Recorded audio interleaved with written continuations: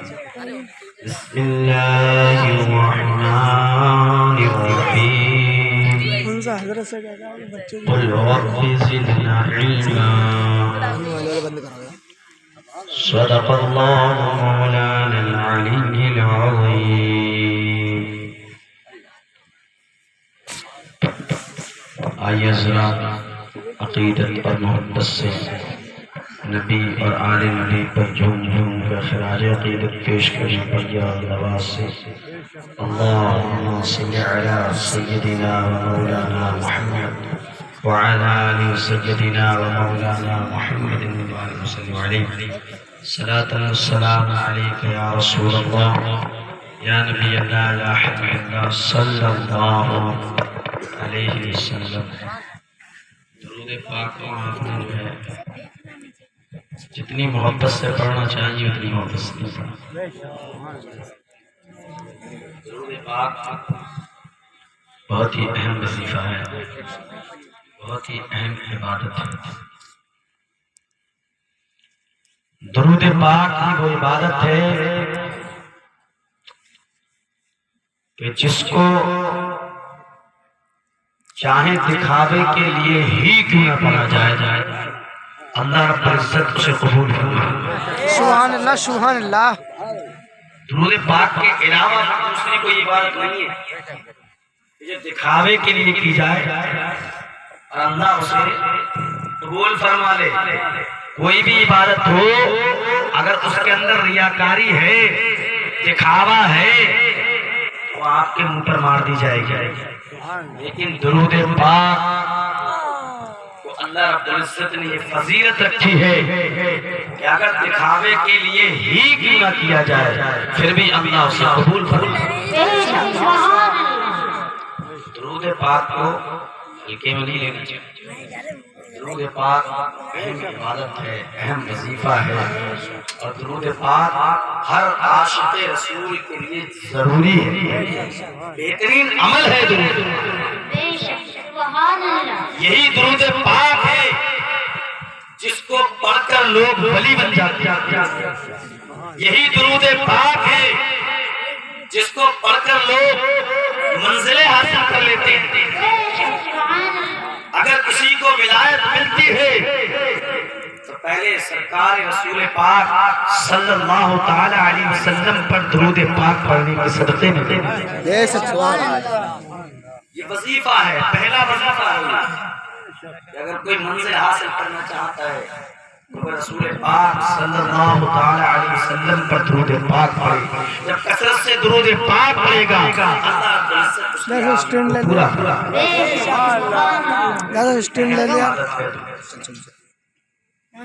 اور روایت میں آتا ہے کہ اللہ کے رسول صلی اللہ تعالی علیہ وسلم کی قبر انور پر ایک فرشتے کو اللہ نے نازل فرمایا ہے. اس کا کام کیا ہے جانتے ہیں؟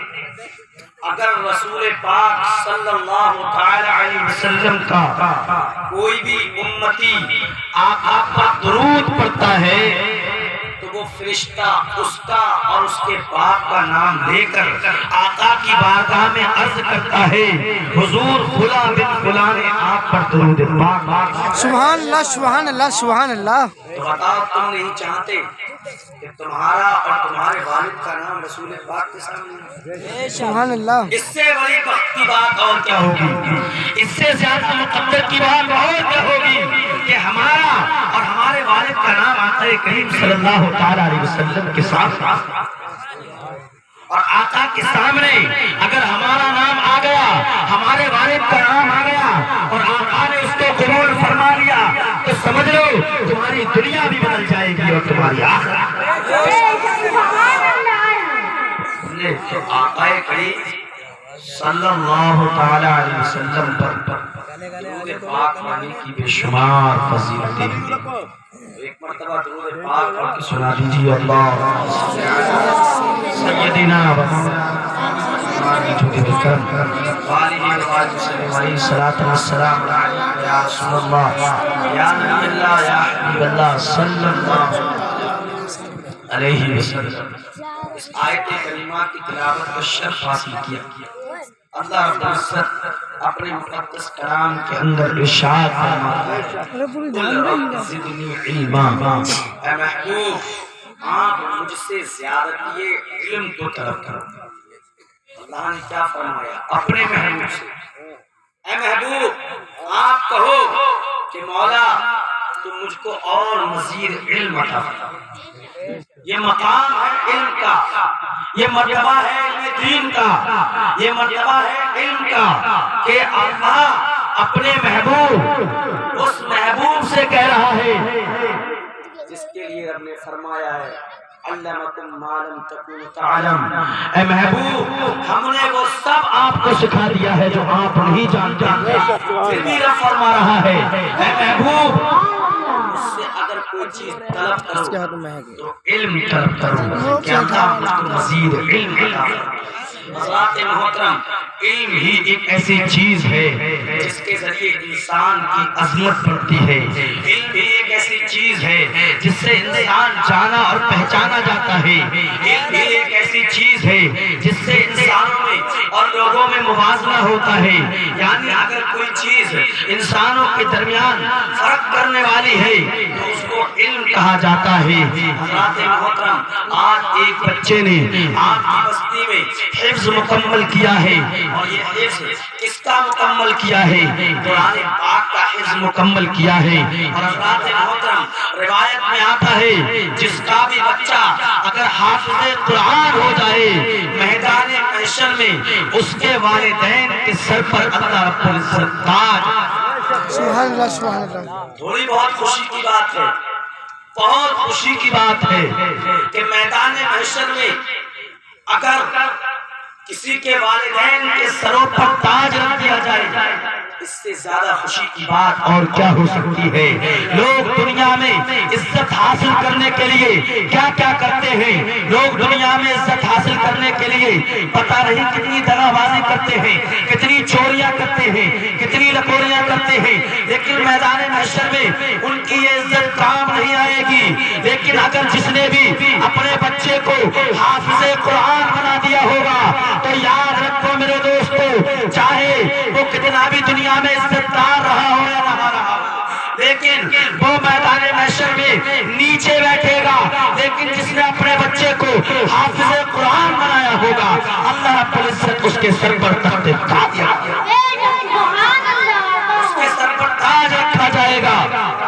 جس کا بچہ حافظ قرآن ہوگا، اور میرے عزیز حافظ قرآن کے تعلق سے ایک روایت میں آتا ہے کہ حافظ قرآن میدان محشر میں اپنے خاندان والوں میں سے ایسے 10 لوگوں کی مغفرت فرمائے گا جن کے لیے جہنم کا اعلان کر دیا ہوگا، جن کے لیے کہہ دیا ہوگا کہ ان کو جہنم میں ڈال دو، لیکن حافظ قرآن ایسے 10 لوگوں کی میدان محشر میں بخشش کرتا ہے۔ کیا وقت کی بات ہے، کیا نصیبے کی بات ہے، بہت بڑے مقدر کی بات ہے کہ اگر کسی کا بچہ حافظ قرآن ہو جائے تو سمجھ لو پھر اس کے جنت میں جانے کا سامان۔ یہ شان ہوتی ہے حافظ قرآن کی۔ حضرات محترم، کہ میدان محشر میں جس وقت کسی کی نہ چلتی ہوگی، ایسے عالم میں اپنے عزیز و اقارب میں سے 10 لوگوں کی مغفرت۔ سبحان اللہ کتنی شان کی، سبحان اللہ سبحان اللہ، کتنی مقدر کی بات ہے۔ تو اس لیے دنیا میں عزت کے لیے نہیں بلکہ میدان محشر میں عزت کے لیے اپنے بچوں کو حافظ قرآن بناؤ، اپنے بچوں کو قاری قرآن بناؤ، اپنے بچوں کو عالم دین بناؤ۔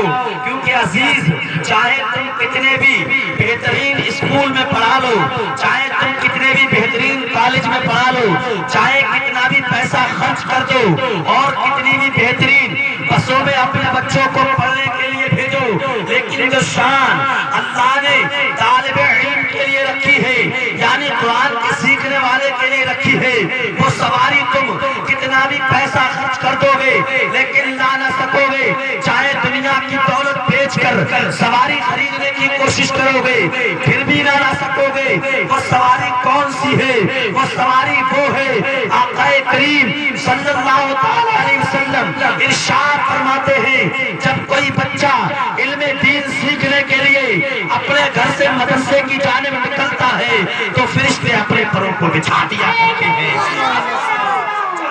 کتنی بہترین گاڑیوں میں اپنے بچوں کو گھما لو، لیکن تم فرشتوں کے پر کبھی پیسے سے خرید یہ پر تب ملتے ہیں جب انسان علم دین سیکھنے کے لیے نکلتا ہے، علم دین طلب کرنے کے لیے نکلتا ہے تو فرشتے اپنے پروں کو بچھا دیتے ہیں۔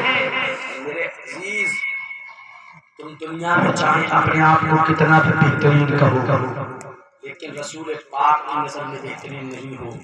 تم چاہے ڈاکٹر کو بہترین کہو، تم چاہے اسکالر انگلش کو بہترین کہو، تم چاہے کالج کے پڑھے ہوئے انجینئر کو بہترین کہو، تم اپنی جگہ تو صحیح ہو سکتے ہو لیکن اللہ کے رسول کی نگاہ میں بہترین نہیں ہو سکتے ہو۔ تم ڈاکٹر ہو اپنی جگہ ہو، ماسٹر ہو اپنی جگہ ہو، کسی بھی ڈگری پر فائز ہو اپنی جگہ ہو، تم انجینئر ہو اپنی جگہ ہو، لیکن آؤ اللہ کے رسول سے پوچھو اے رسول گرامی آپ کے نزدیک بہترین کون ہے؟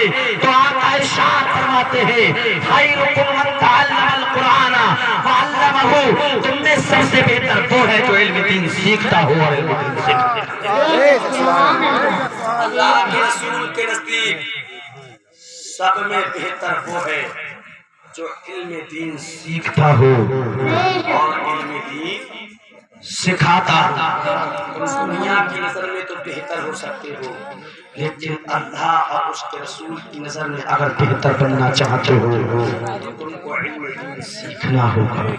اپنے بچوں کو حافظ قرآن بناؤ، اپنے بچوں کو قاری قرآن بناؤ، اپنے بچوں کو عالم دین بناؤ، کیونکہ میرے عزیز یہی سرمایہ ہے جو میدان محشر میں ہمارے کام آنے والا ہے، کیونکہ اللہ کے رسول غیب کا نبی صلی اللہ تعالی علیہ وسلم ارشاد فرماتے ہیں مرنے کے بعد انسان کے صرف دو چیزیں کام میں آتی ہیں، ایک یہ جو دنیا کے اندر اس نے عمل کیے ہیں، اگر بہتر عمل کیے ہیں اللہ اس کے بدلے میں اس کو جنت عطا فرمائے گا، دوسرے اس کی نیک اولاد، اگر اس نے اپنی اولاد کو نیک بنایا ہے، حافظ قرآن بنایا ہے، قاری قرآن بنایا ہے، عالم دین بنایا ہے، تو جب جب یہ عالم دین حافظ قرآن قاری قرآن قرآن کی تلاوت کرے گا، آقا کی حدیث کی تلاوت کرے گا اور لوگوں کو واعظ و نصیحت کرے گا، جب تک یہ دنیا کے اندر قرآن کی تلاوت چلتا رہے گا اس کے بعد میں قبر میں عذاب میں تخفیف ہوتی ہے۔ سبحان اللہ سبحان اللہ سبحان اللہ۔ یا رسول اللہ یا دستار بندی زندہ باد، قرآن زندہ باد، مولانا نعمانی صاحب قبلہ زندہ باد، نعرہ تکبیر زندہ باد، نعرہ رسالت یا رسول اللہ۔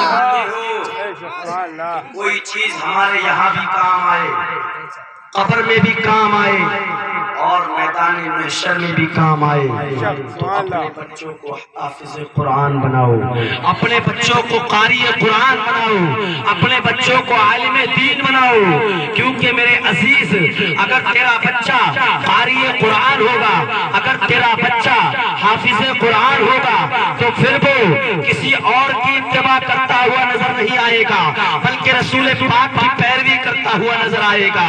اور میرے عزیز پھر تجھ کو چوراہے پر جا کر یہ رونا نہ پڑے گا، پھر تجھ کو چوراہے پر جا کر یہ کہنا نہ پڑے گا کہ صاحب میرا بچہ میرے کہنے میں نہیں ہے، میرا بچہ مجھ کو لات مار کے گھر سے باہر نکالتا ہے، تم کو یہ کہنا نہ پڑے گا۔ آج گھر گھر کا باپ کا یہ رونا ہے، ماں کا یہ رونا